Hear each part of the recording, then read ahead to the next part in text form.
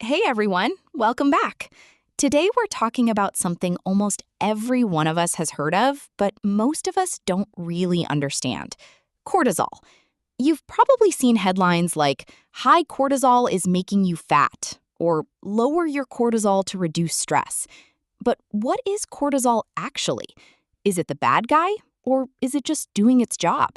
Let's break it down in the simplest way possible, and I'll also show you exactly where it happens in your body. Think of cortisol as your body's built-in alarm system. It's a hormone, a chemical messenger made by two small glands sitting on top of your kidneys. Whenever your brain senses danger, stress, or even just a busy day, it sends a signal, and cortisol is released into your blood. A simple example: you're walking alone at night and hear footsteps behind you. Your heart starts racing, your senses sharpen, and you feel suddenly wide awake. That sudden rush, a big part of it is cortisol kicking in. Let's look inside your body. Let me show you the three main players involved. You can think of them as a team that works together. 1. The brain, the control center. Right in the middle of your brain, there are two tiny parts: the hypothalamus, like the manager, and the pituitary gland, like the assistant manager. When you feel stressed, the hypothalamus notices first and says, "We need energy now." It sends a signal to the pituitary gland. Now look down at your kidneys. Sitting right on top of each kidney is a small triangular gland called the adrenal gland. These two glands are the actual factories that produce cortisol. 3. The bloodstream, the delivery system. Once cortisol is made, it travels through your blood to almost every part of your body: muscles, liver, brain, fat cells, delivering the stress response message. This whole pathway is called the HPA axis: hypothalamus, pituitary, adrenal. You don't need to remember the name. Just remember, brain gives the order, adrenal glands make cortisol, blood delivers it. So when someone says, "My cortisol is high," it means this communication system between the brain and the adrenal glands is working overtime. How does cortisol work? Here's what happens step by step inside you. Your brain, hypothalamus, detects stress. It could be a deadline, an argument, lack of sleep, or even intense exercise. It tells the pituitary gland to send a message. The message reaches the adrenal glands on top of your kidneys. The adrenal glands release cortisol into your blood. Cortisol then tells your body to raise blood sugar, so you have quick energy, increase blood pressure, temporarily quiet down systems that aren't urgent right now, like digestion and immune response. In short, cortisol is designed to help you handle short-term stress. The good side of cortisol, the pros. Cortisol isn't evil. In the right amounts, it's actually helpful. 1. Gives you energy in the morning. Cortisol naturally rises when you wake up. That's why many people feel most alert in the first few hours of the day. 2. Helps you respond to real danger. If you suddenly need to run, focus hard, or stay calm under pressure, cortisol is part of that system. 3. Controls inflammation. In the short term, cortisol helps reduce swelling and inflammation. Doctors even use cortisol-like medicines, steroids, for this reason. 4. Supports blood sugar balance. It helps make sure your brain and muscles get the fuel they need during stress. So when people say cortisol is bad, they're usually talking about too much of it for too long. The not-so-good side, the cons.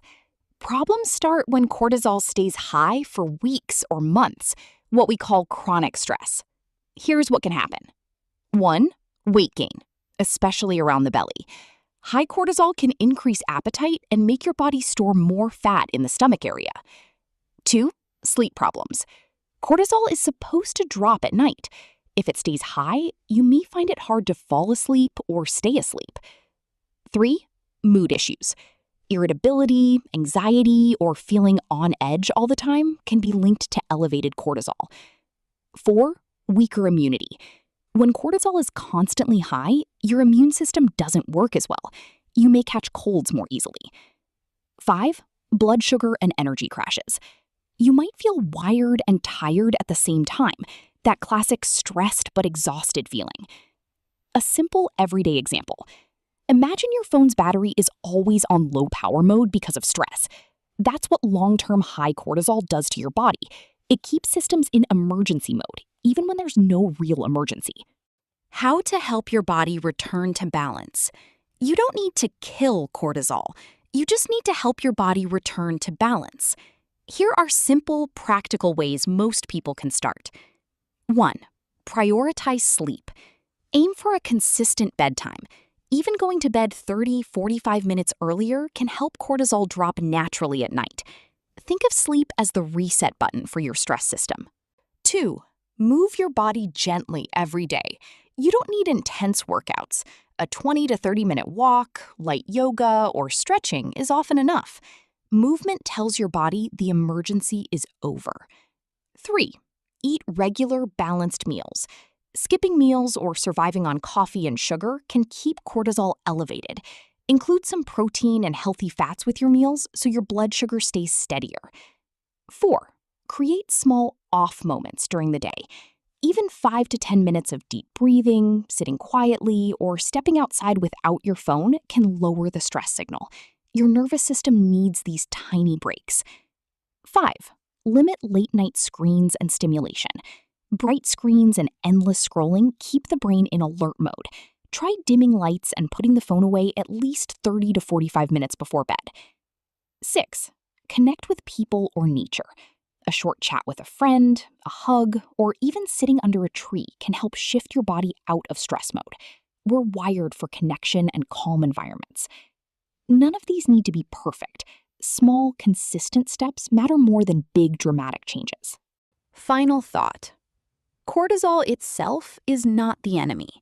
Uncontrolled chronic stress is.